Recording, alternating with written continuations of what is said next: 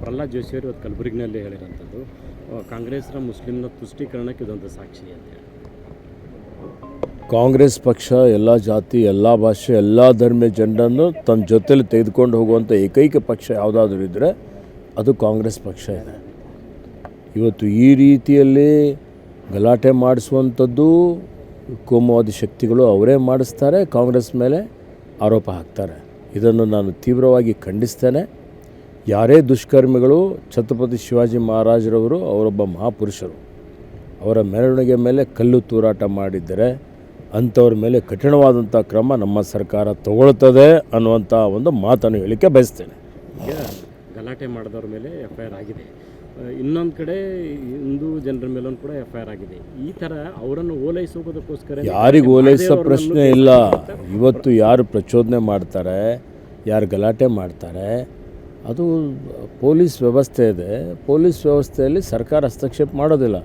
ತಪ್ಪು ಮಾಡಿದ್ರವ್ರ ಮೇಲೆ ಕ್ರಮ ಆಗ್ತದೆ. ಅದು ಆಗಬಾರ್ದಾ? ಇವತ್ತು ಕಾನೂನು ವ್ಯವಸ್ಥೆ ಇರಬೇಕಲ್ಲ, ಶಾಂತಿ ಇರಬೇಕಲ್ಲ, ಆ ರೀತಿಯಲ್ಲಿ ಆಗುತ್ತೆ. ಸರಿ, ದೆಹಲಿನಲ್ಲಿ ಸಮ್ಮೇಳನ ನಡೀತಾ ಇತ್ತು. ಕಾಂಗ್ರೆಸ್ನವ್ರು ಕೆಲವು ಯೂತ್ ಕಾಂಗ್ರೆಸ್ನವ್ರು ಪ್ರೊಟೆಸ್ಟ್ ಮಾಡೋದಲ್ಲ, ಅದಕ್ಕೆ ಪ್ರಹ್ಲಾದ್ ಜೋಶಿ ಅವರು ಕಾಂಗ್ರೆಸ್ನವ್ರು ಅನ್ನಲ್ಲ, ಇವರು ಗೂಂಡಾಗಳು ಅಂತಿದ್ದಾರೆ. ಖರ್ಗೆ ಅವರು ಕ್ಷಮೆ ಕೇಳಬೇಕು ಈ ವಿಚಾರಕ್ಕೆ. ದೇಶದ ಮರ್ಯಾದೆ ಇಂಟರ್ನ್ಯಾಷನಲ್ ಲೆವೆಲಲ್ಲಿ ಇವ್ರು ಹರಾಜ್ ಆಗ್ತಾ ಇದ್ದಾರೆ ಅಂತಾರೆ. ನೋಡಿ, ಈಗ ಇವರು ಸ್ವಲ್ಪ ಆತ್ಮಾವಲೋಕನ ಮಾಡಿಕೊಳ್ಳಲಿ. ಇವತ್ತು UPA ಸರ್ಕಾರ ಇದ್ದಾಗ, ಮಾನ್ಯ ಮನಮೋಹನ್ ಸಿಂಗ್ರವರು ಪ್ರಧಾನಮಂತ್ರಿಗಳಾಗಿದ್ದಾಗ ಇವ್ರ ದೇಶದ ಒಳಗಡೆ, ದೇಶದ ಹೊರಗಡೆ ಈ ದೇಶದ ಕೀರ್ತಿಯನ್ನು ಹಾಳು ಮಾಡಲಿಕ್ಕೆ ಏನೇನು ಹೇಳಿಕೆ ಕೊಟ್ಟಿದ್ದಾರೆ ಅನ್ನುವಂಥದ್ದು ಸ್ವಲ್ಪ ಹಿಂದೆ ಹೋಗಲಿ ಇವರು. ಅದಕ್ಕೆ ಇವತ್ತು ನ್ಯಾಯಕ್ಕಾಗಿ, ಜನರಿಗಾಗಿ, ಬಡವರಿಗಾಗಿ, ಇವತ್ತು ಸಮಾಜ ನಿರ್ಮಾಣ ಮಾಡಲಿಕ್ಕಾಗಿ ಎಲ್ಲ ಅನ್ಯಾಯ ಆಗಿದೆ. ಅಲ್ಲಿ ಕಾಂಗ್ರೆಸ್ ಹೋರಾಟ ಮಾಡ್ತದೆ. ಹೋರಾಟ ಇವತ್ತು ನಮ್ಮ ಮೂಲಭೂತ ಹಕ್ಕು. ಪ್ರಜಾಪ್ರಭುತ್ವದಲ್ಲಿ ಎಲ್ಲರಿಗೂ ಹೋರಾಟ ಮಾಡಲಿಕ್ಕೆ ಇವತ್ತು ಅವಕಾಶ ಇದೆ, ಸಂವಿಧಾನದಲ್ಲಿ ಇವತ್ತು ಅವಕಾಶ ಇದೆ.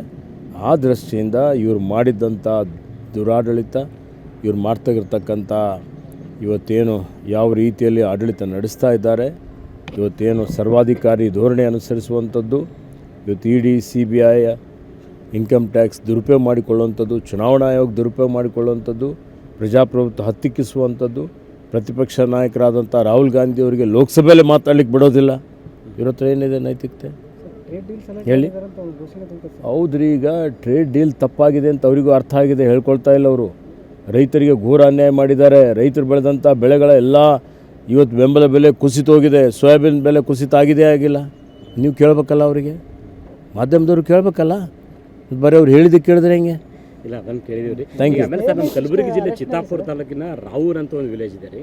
ಅಲ್ಲೂ ಶಿವಾಜಿ ಜಯಂತಿ ನಡೀತಾ ಇತ್ತು 2 ದಿನಗಳ ಹಿಂದೆ. ಅಲ್ಲಿ ಒಬ್ಬ ಮುಸ್ಲಿಂ ವ್ಯಕ್ತಿ ಮನೆ ಮೇಲ್ಗಡೆ ಕಲ್ ತೂರಾಟ ಆಗಿದೆ ಅಂತೆ, ಜೊತೆಗೆ ಆತನ ಮನಬಂದಂತ ಹಲ್ಲೆ ಮಾಡಿದ್ದಾರೆ. ಅವನು ನೋಡಿ, ಒಂದು ಮಾತು ಹೇಳಲಿಕ್ಕೆ ಬಯಸ್ತಾ ಇದ್ದೀನಿ. ಇವತ್ತು ಇದಕ್ಕೆಲ್ಲ ಕಾರಣ ಕೋಮುವಾದಿ ಶಕ್ತಿಗಳು. ಇವತ್ತು ಜನರಲ್ಲಿ ಜಾತಿಗಳಲ್ಲಿ ಧರ್ಮಗಳಲ್ಲಿ ಒಡೆದಾಳುವ ನೀತಿ ಅನುಸರಿಸಿ ಭಾವನಾತ್ಮಕ ವಿಷಯಗಳನ್ನು ಕೆರಳಿಸ್ತಾ ಇದ್ದಾರೆ. ಶಿವಾಜಿ ಮಹಾರಾಜ್ ಏನು ಮುಸ್ಲಿಂ ವಿರೋಧಿ ಇದ್ದಿಲ್ಲ. ಶಿವಾಜಿ ಮಹಾರಾಜರ ಕಾಲದಲ್ಲಿ ಅವರ ಅಂಗರಕ್ಷಕರೇ ಮುಸ್ಲಿಮರಿದ್ದರು, ಅರ್ಥ ಮಾಡಿಕೊಳ್ಳಬೇಕು.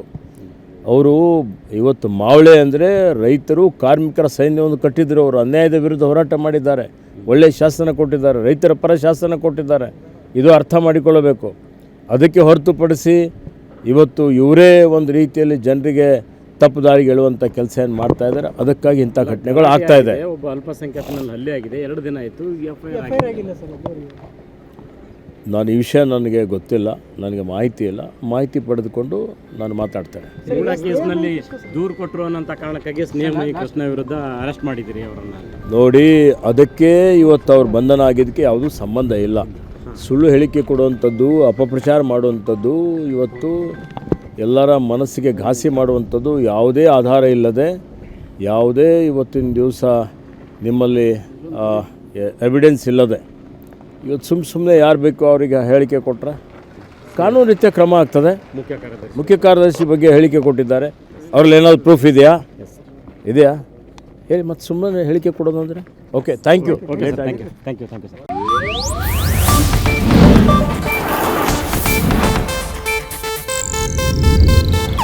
ಇದು ಏಷ್ಯಾನೆಟ್ ನ್ಯೂಸ್ ನೆಟ್ವರ್ಕ್ ಪ್ರಸ್ತುತಿ.